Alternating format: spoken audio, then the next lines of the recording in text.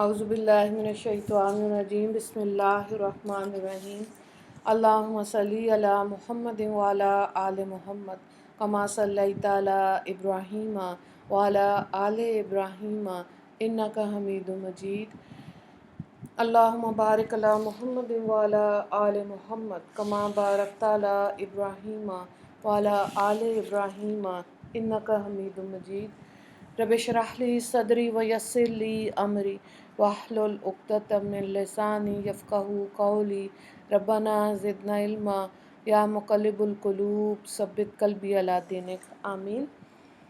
سورہ یوسف ہم کر رہے ہیں اور اس کا آج سورت کا رکوع نمبر 7 کریں گے، اور یہ 13 پارے میں کا بالکل پہلا رکوع ہے، اور آیت نمبر 83 سے لے کر اور آیت نمبر 87 تک دیکھیں۔ وَمَا أُبَرِّئُ نَفْسِي إِنَّ النَّفْسَ لَأَمَّارَةٌ بِالسُّوءِ إِلَّا مَا رَحِمَ رَبِّي إِنَّ رَبِّي غَفُورٌ رَحِيمٌ۔ اور میں اپنے نفس کو بری نہیں بتلاتا، نفس تو بری بات بتاتا ہے بجز اس کے جس پر میرا رب رحم کرے، بلا شبہ میرا رب بڑی مغفرت والا، بڑی رحمت والا ہے۔ وَقَالَ الْمَلِكُ ائْتُونِي بِهِ أَسْتَخْلِصْهُ لِنَفْسِي فَلَمَّا كَلَّمَهُ قَالَ إِنَّكَ الْيَوْمَ لَدَيْنَا مَكِينٌ أَمِينٌ۔ اور بادشاہ نے کہا ان کو میرے پاس لاؤ، میں ان کو خاص اپنے لیے رکھوں گا۔ پس جب بادشاہ نے ان سے باتیں کی تو بادشاہ نے کہا کہ تم ہمارے نزدیک آج بڑے معزز اور معتبر ہو۔ قَالَ اجْعَلْنِی عَلَىٰ خَزَائِنِ الْأَرْضِ إِنِّی حَفِیظٌ عَلِیمٌ۔ یوسف علیہ السلام نے فرمایا کہ ملکی خزانوں پر مجھ کو مامور کر دو، میں حفاظت بھی رکھوں گا اور خوب واقف بھی ہوں۔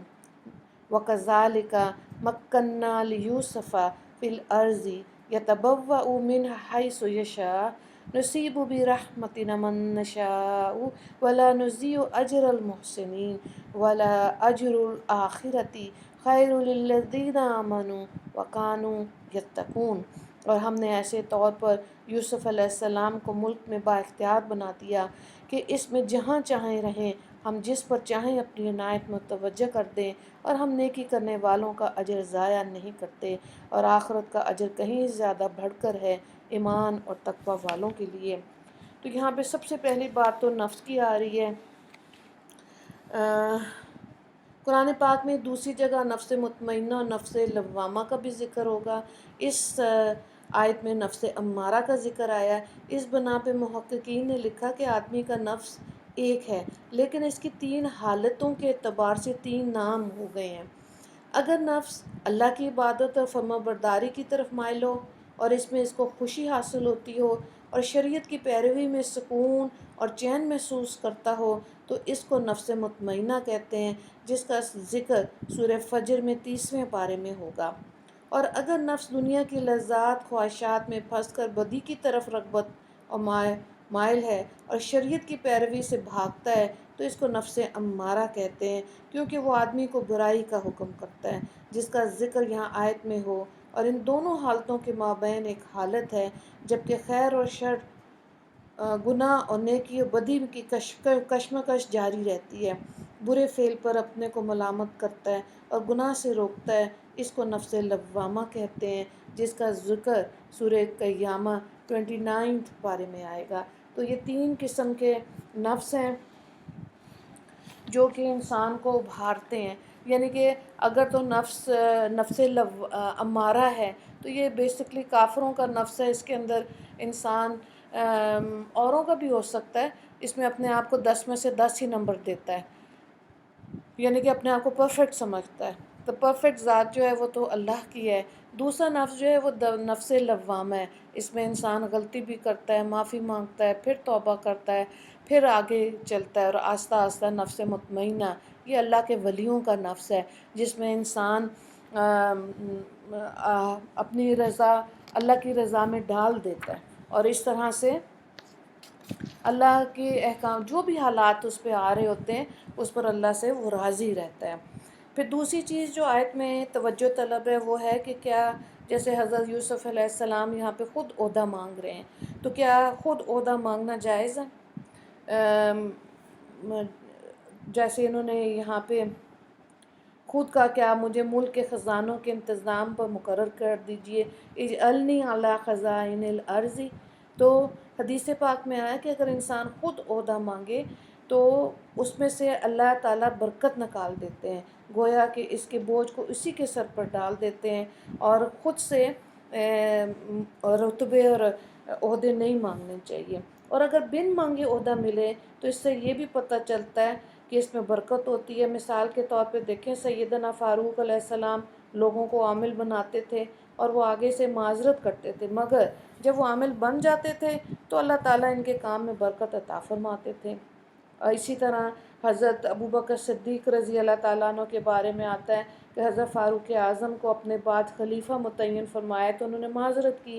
اس وقت حضرت ابوبکر صدیق لیٹے ہوئے تھے۔ جب حضرت عمر نے ایک بار نہ کی یہ کہ میں بوجھ نہیں اٹھا سکتا، تو حضرت ابوبکر صدیق اٹھ کر بیٹھ گئے اور فرمانے لگے کہ میرے پاس تلوار لے کر آؤ، میں اس شخص کی گردن اڑا دوں، یہ امیر المومنین کا حکم کیسے نہیں مانتا۔